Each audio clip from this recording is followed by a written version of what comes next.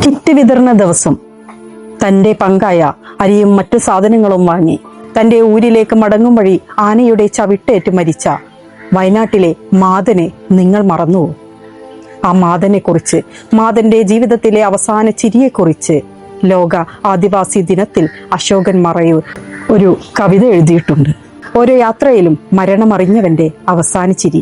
ചെടികൾക്കെല്ലാം പേരിട്ട് അതിൻ്റെ എല്ലാം വകഭേദങ്ങൾ തരം തിരിച്ച് അത് ലോകത്തിന് പഠിപ്പിച്ചവൻ. പട്ടിണി കിടന്നാലും മഴക്കാലത്ത് കാട്ടിലെ തേനെടുത്ത് വിൽക്കാത്തവൻ. തേനീച്ചകൾ പട്ടിണിയിൽ മരിച്ചു പോകുമെന്ന് ഭയന്നവൻ.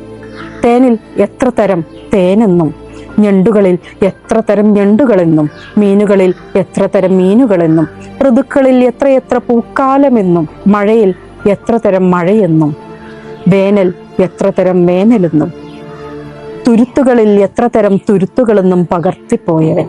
വിശപ്പിനായി വേട്ടയാടിയ കാലത്ത് കൊന്ന പാവങ്ങൾക്കെല്ലാം കാട്ടുദൈവങ്ങൾക്ക് പാലും പുല്ലും കാണിക്ക വെച്ച് പരിഹാരം ചെയ്തു വന്നവൻ. മരിച്ച കിളിയിൽ പരുന്തിനെ കണ്ടു, മരിച്ച മാനിൽ കടുവയെ കണ്ടു, മരിച്ച മുയലിൽ ചെന്നായ്ക്കളെ കണ്ടു. കാടുകറുത്തപ്പോൾ മഴ കണ്ടു. റോഡിൽ മരിച്ചു കിടന്ന മനുഷ്യനിൽ ആധുനിക മനുഷ്യനെ കണ്ടു.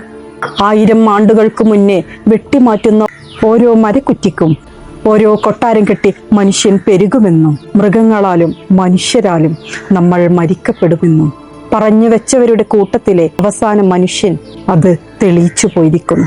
1000 ആണ്ടുകൾക്കും മുന്നേ വെട്ടിമാറ്റുന്ന ഓരോ മരക്കുറ്റിക്കും ഓരോ കൊട്ടാരം കെട്ടി മനുഷ്യൻ പെരുകുമെന്നും മൃഗങ്ങളാലും മനുഷ്യരാലും നമ്മൾ മരിക്കപ്പെടുമെന്നും പറഞ്ഞു വെച്ചവരുടെ കൂട്ടത്തിലെ അവസാന മനുഷ്യനും അത് തെളിയിച്ചു പോയിരിക്കുന്നു.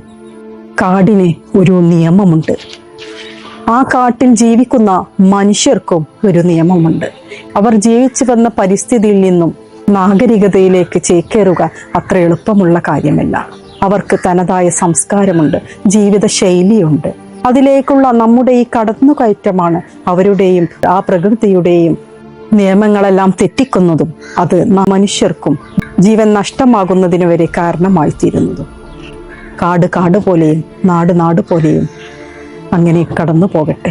കാടും കാട്ടു മനുഷ്യരും അവരുടെ പൈതൃകത്തിനനുസരിച്ച് അവിടെ ജീവിച്ചു പോയിക്കൊള്ളട്ടെ. എന്തിനാണ് അവരുടെ സ്വൈര്യവിഹാരത്തിലേക്ക് നമ്മളങ്ങനെ കടന്നു ചെല്ലുന്നത്? നമ്മളങ്ങനെ കടന്നു ചെല്ലുന്തോറും കാട്ടുമൃഗങ്ങൾ പ്രതികാരത്തിനായി നാട്ടിലേക്ക് വന്നുകൊണ്ടേയിരിക്കും. അതൊരു ഓർമ്മപ്പെടുത്തലാണ്. ഏവർക്കും സ്നേഹം.